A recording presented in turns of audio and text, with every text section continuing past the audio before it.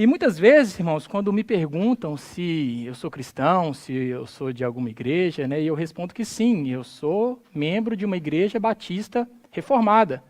E muitas vezes as pessoas elas não entendem o que significa isso. O que significa uma igreja reformada? Né? Às vezes elas pensam, será que a igreja passou por uma reforma? Será que o prédio da igreja é novo? Ou então elas já têm um conceito errado do que é ser reformado.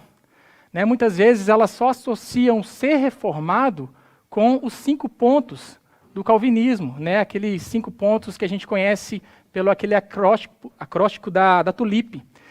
E ser reformado, sim, significa você ter essa soteriologia calvinista, significa você adotar esses 5 pontos do calvinismo.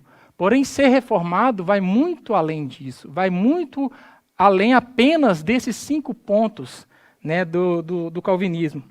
Então, irmão, ser reformado significa que você tem uma herança histórica. Significa que você está ligado historicamente às doutrinas ortodoxas dos reformadores, através de alguns documentos que foram produzidos na época da Reforma.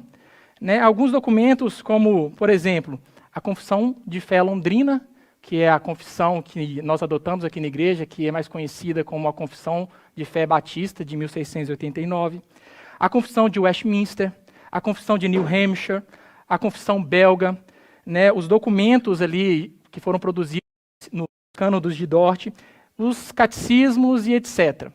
Então, ser uma igreja reformada significa uma igreja confessional, uma igreja que adota uma confissão de fé que a ligue a essas doutrinas ortodoxas que eu falei, que foram geradas na época da Reforma, pelos reformadores.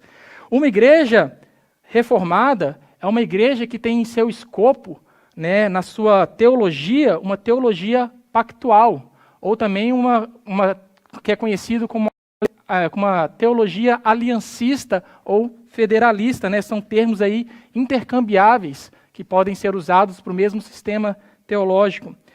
Uma igreja reformada é uma igreja que adota os 5 pontos do calvinismo, que tem a sua soteriologia calvinista.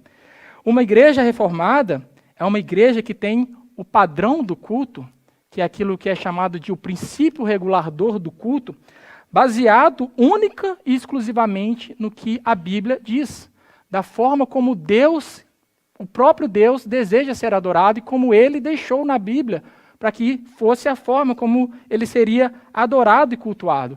Não é da forma como eu imagino que tem que ser. Por mais sincero que eu esteja fazendo algo, a Bíblia é o nosso padrão. Então, no culto de uma igreja reformada, os elementos que tem dentro de uma igreja reformada são leitura bíblica, oração, louvores e adoração, recolhimento de ofertas, pregação expositiva e os sacramentos, como a ceia do Senhor e o batismo.